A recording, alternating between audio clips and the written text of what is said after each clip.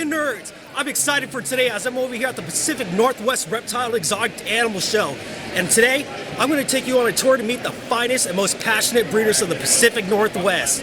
And you're going to meet some of the finest animals too. My name's Ryan, you're watching Mighty Morphin Reptiles. Let's roll the tape.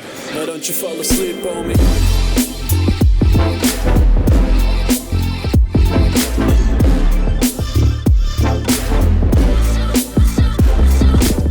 Alright, and before I take you on the tour of this expo, I had a really fun idea I wanted to do for the kids this time around. So I bought 25 raffle tickets and I got a bunch of cute little animal stickers. And the first 25 kids that come up to me at this show are going to get one of those raffle tickets and some stickers. It should be a lot of fun here today. Okay guys, I'm over here with Nick from Inland Reptiles, and he got some really beautiful black-headed python over here that I just totally had to show you guys. And just like look at the black head on this little python. It just looks like it was just dipped in jet black ink. So where do these guys actually come from, Nick? Most of Australia. Most of Australia? Like around all of coastal northern coast of Australia.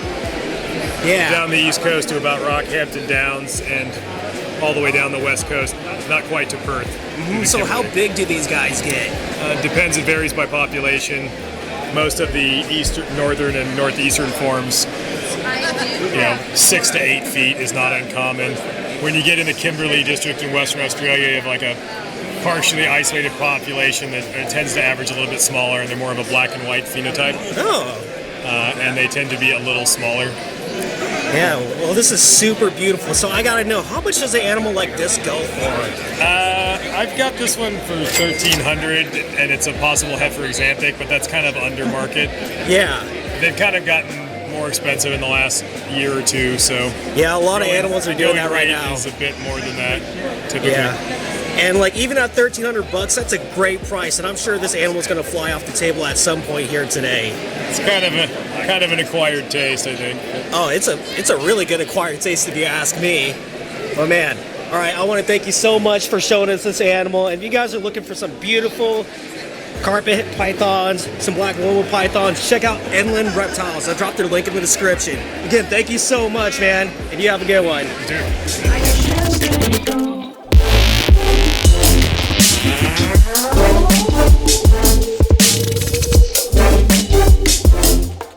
Alright guys, so the first kids that found me and got their raffle tickets are these little quick guys right here. What's your name? Hudson. And here you guys go. Here's a couple little raffle tickets for you, and then we got some little animal stickers. Oh, these are for all you guys right here. Oh yeah. You're welcome. Have fun, guys.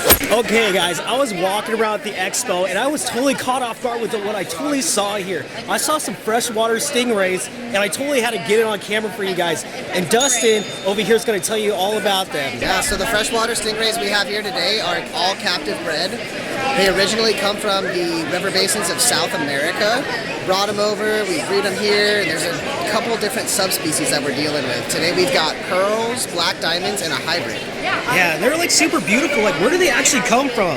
Yeah, so the river basins in Colombia, Brazil are the main places that they come from. There's also some located in Peru and spread out throughout. But for the most part, Colombia, Brazil are the two big spots.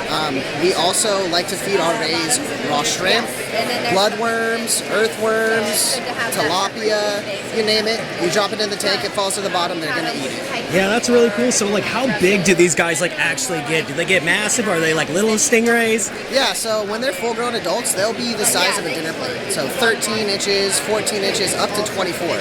So they can get pretty big. Okay, so let me ask you this. So if I was to like keep one of these, what size like aquarium would you want to keep just one alone in?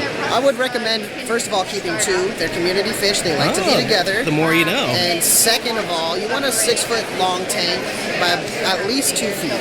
3 feet is better. They're not as worried about the depth of the tank, but they like the footprint. Yeah, they really like the floor space. You can tell by like how active they are and stuff. Yeah. But yeah, that's so super cool, and that's like really unique to see this at the show. Fantastic. And I want to thank you so much, Dustin, for showing us your stingrays here. So where can people find you at? You got like Facebook, Instagram? Facebook, Instagram at West Coast Rays. We're opening up our shop this summer in Southeast Portland. We'll be right off of the Ross Island Bridge. And there you have it, guys. So if you're located in Portland, Oregon, and are interested in stingrays, you heard it right there. We'll see ya. Thanks so much, man.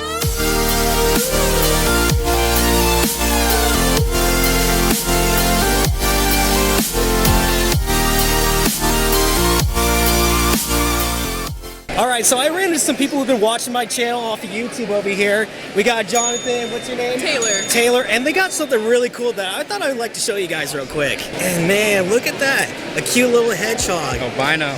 Albino, oh wow, little cute red eyes. I love it. I wish I showed you It's not mine. even sharp. I picked up at the Burmese place. I picked up a Blizzard. Love it. Yeah, Blizzard Burmese. Okay guys, there's more than just reptiles to this show over here, and that's what I really love about this expo. And over here in the back, we got a Venomous trailer on display, and then we even got petting zoo right over here. And I'm about to take you guys on a quick tour of what's in there. This guy tried not letting me in. Why are you like this, bro? How dare you? Shame. But all right, as we get in here, this is how the Venomous trailer display is set up. You know, the guy who runs this trailer, Ryan, and he built everything himself over here. Like, check this out. We got some rattlesnakes over here. And like, dude, look at this one. I just love like the yellow looks to it. And fun fact, did you guys know rattlesnakes, when they shake their actual like tip of their tail, that's actually really hollow, and the tip of it's actually made of keratin. You know, it's the same thing that's actually made out of our thumbnails. And when they actually can move it up to 100 times per second. And when they move it up to that 100 times per second, that's when it starts like getting that motion blur to it. Then over here we have the green tree viper, and this is actually a small species of snakes as they only get up to 30 inches and they reside in Asian countries. And they have a type of venom called hemotoxins, and hemotoxins destroys the red blood cells and then causes tissue damage. However, their bite isn't really known to actually kill people. There have been a few fatalities, but not very much. And fun fact guys, these guys are actually oviparous, meaning that they give live birth and they lay up to a litter of up to 6 to 11 little cute snakes. I gotta say, even though they're super deadly, but they're super beautiful too. And over here, this is called a Gila monster. This is actually one of the world's venomous lizards, as there's only 2 of them, this and their cousin the Mexican beaded lizard. Now their venom isn't known to actually kill people, but it will ruin your day as well. And a really fun fact about the Gila monster is that they actually use their venom for type 2 diabetes research. And their population is actually declining due to habitat loss and people killing them. So in Arizona, people like to call them the devil lizard or the Arizona alligator, and since they're venomous, people think that you'll immediately die within one bite, so people just like go out and kill them right off the bat. And if you ask me, it's totally wrong. And because of this, now they're actually protected by the state of Arizona. So if you see one of these guys, just leave them alone. They won't like charge at you. They're actually pretty harmless if you just leave them alone. And one last fun fact for you guys, you see those warts all over its head? You know that's actually part of the skull? I'll leave a picture right up here though. I know it's pretty neat, but I really do love the look of this lizard. It has like that orange-black look, and I think of Godzilla when I look at it. Yeah, Godzilla. And then it gets really cool over here. This is where like the petting zoo is. We got a bunch of cute little goats. Oh yeah, how adorable it is. Then we got cute little guinea pigs over here. Then we got some little rabbits. Okay, how adorable is that? A kangaroo drinking milk from a bottle. Come on, you guys know you want to do that. Want to pet it? Hey you, don't eat my camera. Guys, check this out. I have never seen baby emus before. How freaking cool is that? And there's actually more in that Venomous trailer, but I'm going to be showing that when I do the day 2 video.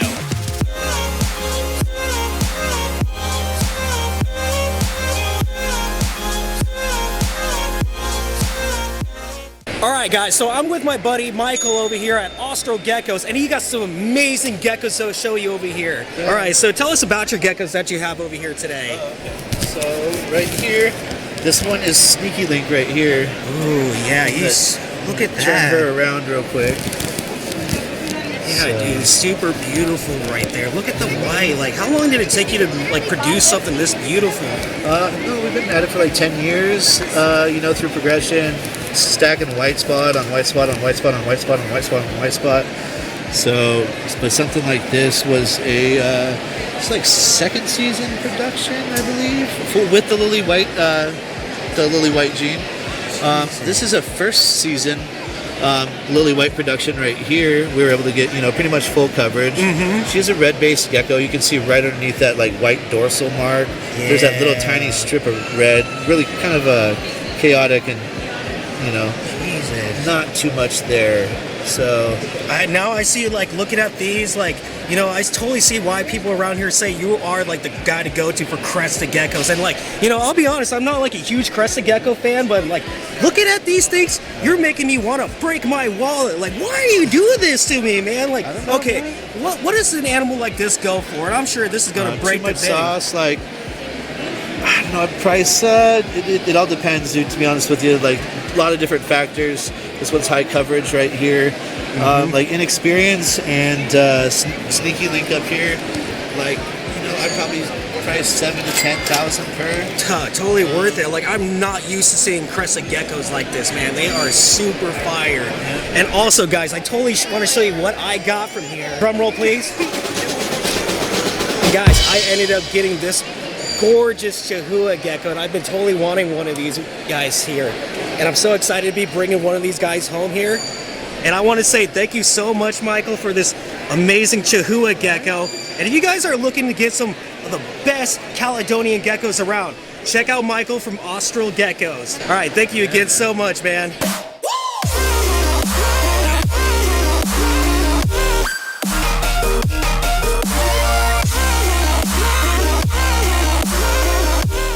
All right, so I saw this guy walking around the expo with this gorgeous Monkeytail Skank on him. And Steve, can you tell us about this Monkeytail Skank? Like, how big do they get? Where do they come from? They're from the Solomon Islands. This specific animal came from Gamma International.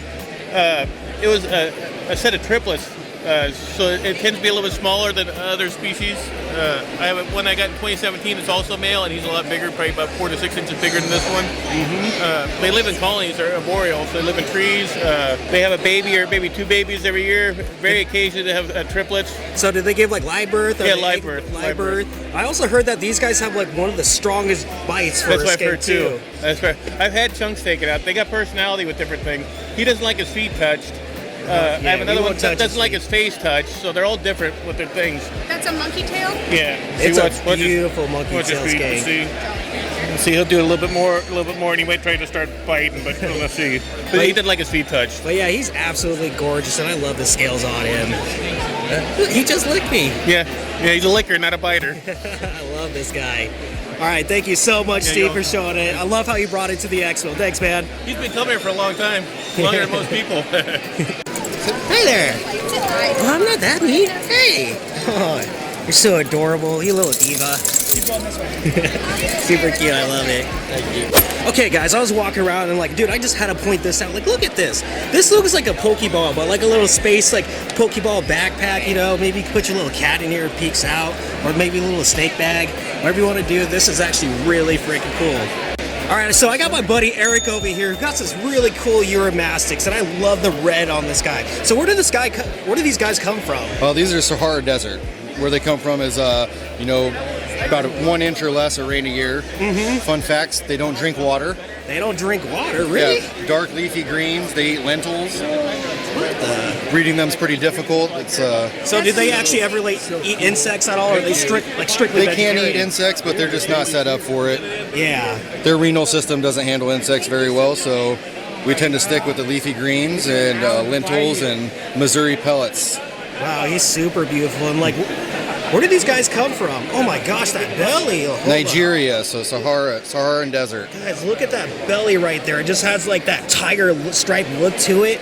Man, you sure your dad wasn't a tiger, man? Look at you, dude. Rawr. Yeah, he's super cool. Thanks, Eric, for showing us him. Man. He's super awesome, guys.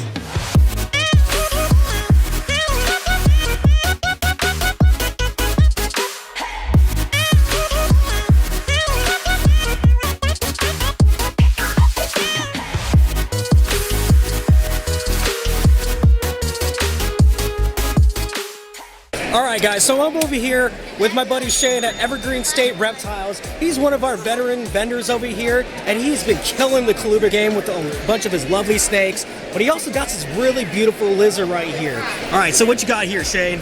This is Pied Pectinata from Mexico. It's captive bred male, produced by Wildwood Reptiles, my buddy Steven.